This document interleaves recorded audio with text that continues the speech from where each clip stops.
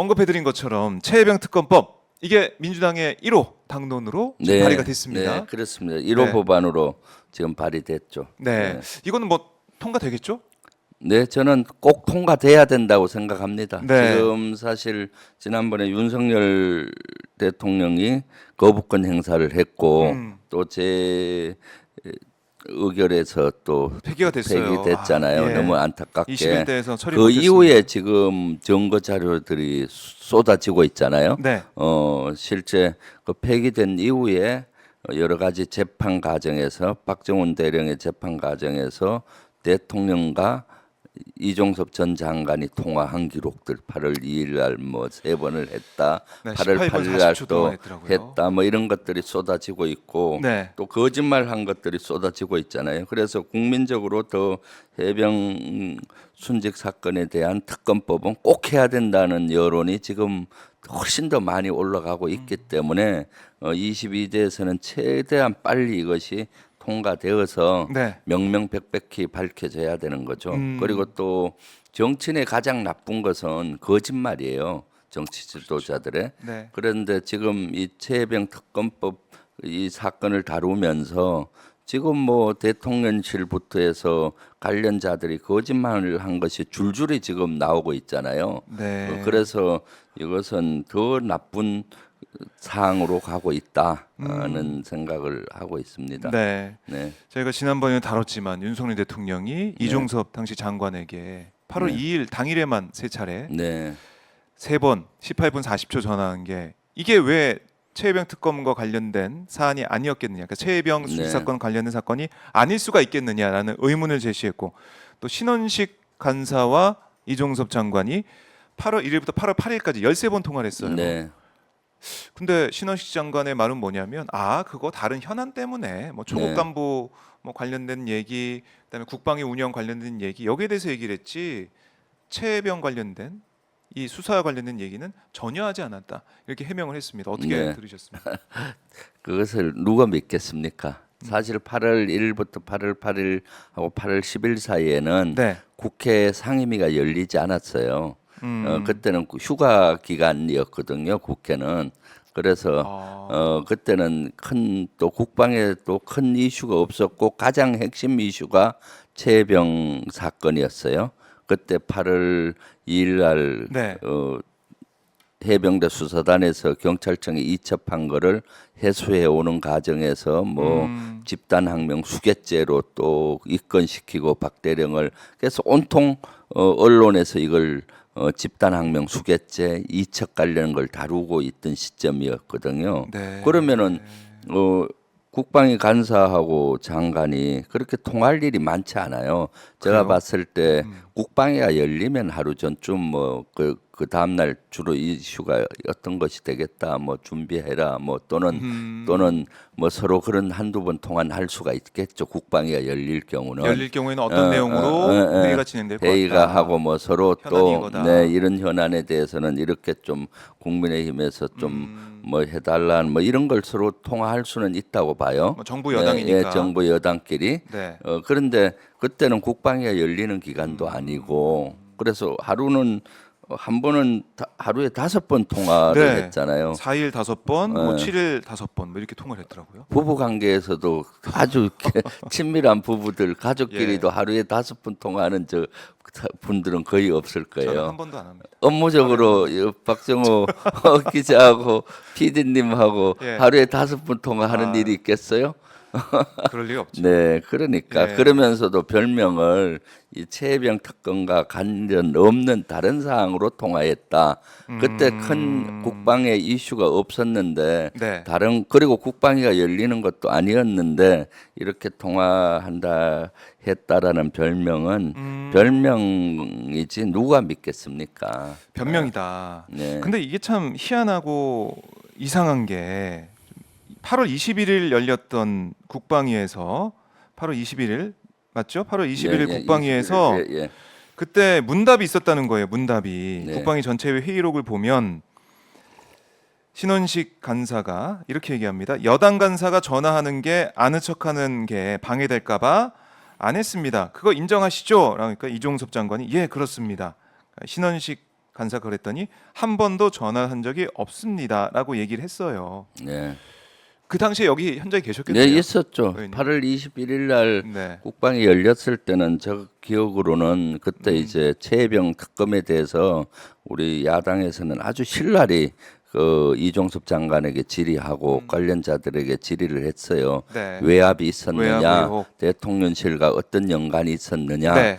또 왜 집단항명 수괴죄로 입건시켰느냐 이런 걸 뭐 엄청나게 질의도 하고 하니까 국방위 여당 간사인 신원식 간사는 그거를 아마 보호하려고 했는지 아니면 도둑이 제발 저려서 그런지는 몰라도 본인이 그 엉뚱한 얘기를 한 거 아니에요. 이렇게 자기도 누가 물어본 것도 궁금했지만은 아닌데.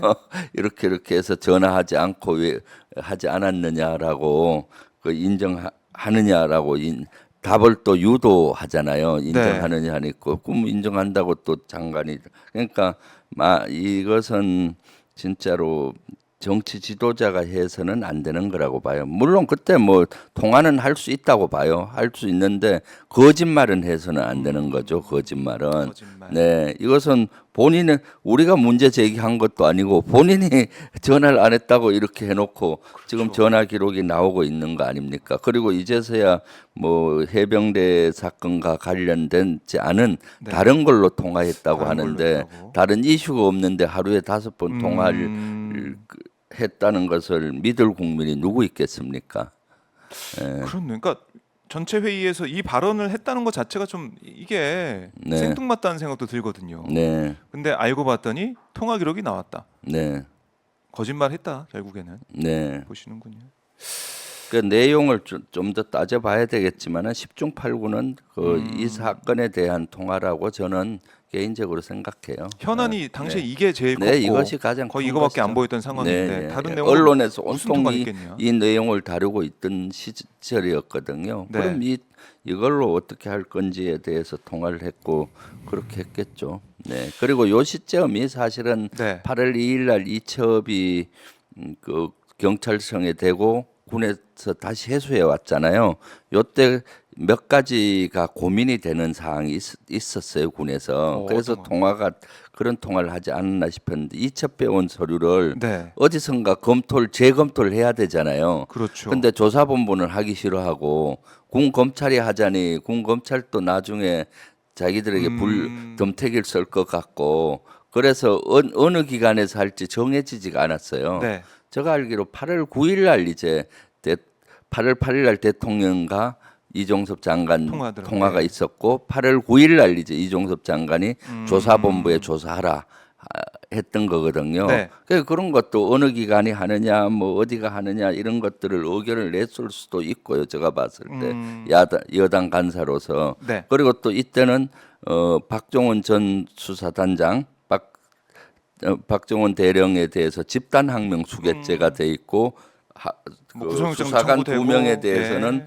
항명죄로 해서 온통 나라가 집단항명 수괴죄는 뭐 어떤 것이냐 하고 언론에 계속 나올 때요. 네. 전시에는 사형이고 뭐 이런데 이것이 집단항명 수괴죄가 맞느냐 뭐 이런 걸로 언론 패널들도 온통 얘기할 때 네. 이런 것들에 대한 의견을 서로 주고받지 않았겠느냐라고 하는 게 저의 추측이죠. 네.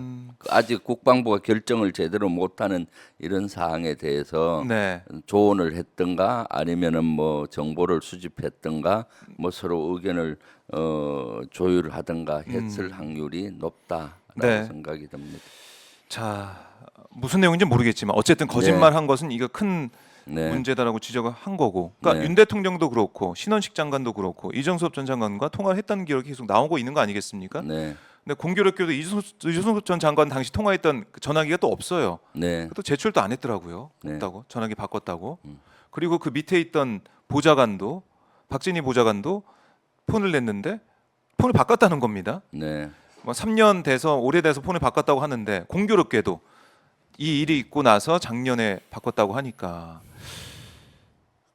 이거 국민들이 볼 때 이게 지금 이 말들을 다 믿을 수가 있겠습니까? 그러니까요. 그럼 이 사건과 관련해서 증거 인멸로 보이잖아요. 핸드폰을 바꾸고 뭐 이렇게 하면은 네. 그러면 구속 수사를 해야 되고 음. 또 이 관련자들을 빨리 압수수색해서 그나마 갖고 있는 핸드폰이라도 확보를 해야 될 텐데 네. 아직 공수처에서는 대통령실에 대한 압수수색했다는 소리가 안 들리고 들리고 네. 또 신원식 장관 이런 통화가 있었으면 어떤 통화인지 압수수색해서 그 증거를 확보를 해야 될 텐데 그런 것들은 지금 공수처에서 그런 것들이 한다는 얘기가 들리지 않고 있잖아요. 이거 어떻게 될 것 같아요, 의원님 보실 때 이 사안 자체가 특검 이것은 어떻게 예상하십니까? 특검으로 가면은 네. 이제 거의 다 맞춰졌다고 저는 봐요. 이것의 외압의 몸통이 윤석열 대통령이냐 아니냐 그것이 가장 큰 핵심인 것 같아요. 이미 통화한 기록은 있고 네. 통화 내용이 뭐였느냐. 음. 그다음에 7월 31일 날 경로했는데 네. 경로에서 전화를 했다는 썰이 있는데 그것이 무슨 내용이었느냐 아. 이것만 밝히면은 이미 거의 다 밝혀지는 거잖아요. 그러니까 그것은 사실 그와 관련된 증인들은 엄청나게 많아요, 사실은. 예. 왜냐하면 31일 날 경로설에서도 회의가 회의 열렸으니까. 수석 비서관 회의에 참석했던 분들은 다 알 것이고. 현장에 근데 지금 함구하니까 네. 그 8월 2일 날 통화 세 번의 통화에서도 사실 그런 거는 대통령 전화 받을 때 옆에 있는 장관의 비서 보좌관이나 네. 이런 사람은 다 알 것이고 그러니까 여기에 대해서는 아는 사람이 너무 많은 거죠 사실은. 그리고 경북 경찰청에 이첩된 자료를 찾아오는 과정에서 네. 외압이 있었다라는 전화나 뭐 이런 것들이 지금 많잖아요. 네. 그런 내용만 확인하면 되는 거기 때문에 거의 퍼즐이 많이 맞춰졌고 특검을 해서 이제 그 증거들을 핸드폰이면 포렌식을 해보고 증거들을 확보해서 네. 하게 되면은 충분히 밝혀질 것이고 이게 만약에 밝혀진다면은 탄핵의 신호탄이 되겠죠. 네. 결국에는 네. 탄핵의 신호탄이 네. 될 그리고 가능성도 또 있다. 이것은 아주 안 좋은 사례가 지금 거짓말 퍼레이드라고 말씀하셨는데 저는 맞다고 봐요. 이 관련자들이 대다수가 거짓말을 했어요. 안보실에 있는 그때 수석 비서관 회의 할 때 네. 운영위에서 제가 따졌을 때도 조태영 안보실장도 자기는 이와 관련된 보고를 한 적이 없다 그러고 또 그 밑에 국방비서관도 대통령한테는 해병대 사건에 대해서 보고한 적 없다고 이렇게 하고 또 안보실 2차장 같은 경우는 해병대 사령관하고 휴가 갔다 올 때 한 번 통화했다 상황 파악. 근데 여러 번 통화한 기록이 나오잖아요. 네. 그러니까 관련된 분들이 다 거짓말로 됐을 확률이 너무 높잖아요. 지금 워터게이트 사건이 어떤 사건입니까? 닉슨 대통령이 물러났잖아요. 네. 상대 측 캠프를 도청을 했었는데 그게 발각이 됐고 그런데 그런 도청을 해서 발각이 돼서 물러난 게 아니라 닉슨 대통령의 거짓말 때문에 스스로 물러난 거예요. 도청한 적 없다. 내가 그렇게 그런 혐오꾼 사기꾼으로 보이냐 이렇게 했는데 나중에 그런 것들이 밝혀지기 시작하고 마지막 옥죄 오니까 스스로 물러났잖아요. 네. 정치인의 거짓말은 치명적인 겁니다. 그렇기 때문에 그런 것들 이 사건에 대해서는 실제 그러니까 벌써부터 이제 탄핵이란 얘기가 사실 정치권에서는 국회 원내에서는 탄핵이란 단어가 되게 금기어로 돼 있잖아요. 명확히 법을 위배한 사례가 확실하지 않고는 네. 대통령 탄핵에 대한 얘기가 하기가 어려웠거든요. 물론 시위에서는 민간 단체나 시위에서는 하기가 쉽겠지만은 책임 있는 국회의원이 하기는 어려운데 네. 이제 보면은 탄핵이란 단어들이 공공연하게 나오고 있지 않습니까? 국민들의 네, 목소리가 국민들의 목소리를 대변해서 국회에서도. 국회의원들도 나오는 거고 저도 이것은 최혜병 특검법을 빨리 발의해서 여기에 대통령이 관여하고 또 그 명백히 법을 위반한 사례가 나온다면은 네. 탄핵으로 가야 된다고 저는 생각을 해요. 네. 일단은 뭐 처음에 이제 특검이 도입이 돼가지고 수사를 네. 뭐 명명백백히 명명백백히해서 밝혀내야 법이 된다. 위배한 것이 명확히 나오면은 탄핵의 수순을 밟아야 된다라는 예. 생각을 하고 있습니다. 자, 저희가 뭐 시간이 얼마 안 남아서 뭐 다음 아이템은 저희 다음에 더 네. 얘기를 하도록 하고 이것 좀 여쭙고 싶어요. 우원식 의장이 네. 이제 국회의장으로 선출이 됐습니다. 그 현장에 계셨는데 국민의힘 의원들은 안 들어왔더라고요, 결국에는. 네, 그렇죠. 로텐도로 앞에서 막 네. 시위를 하던데 집회를 하던데 어떻게 좀 보셨습니까? 아니 22대 국회 첫 첫 본회의에부터 본회의였죠. 보이콧을 하는 것이 말이 네. 됩니까?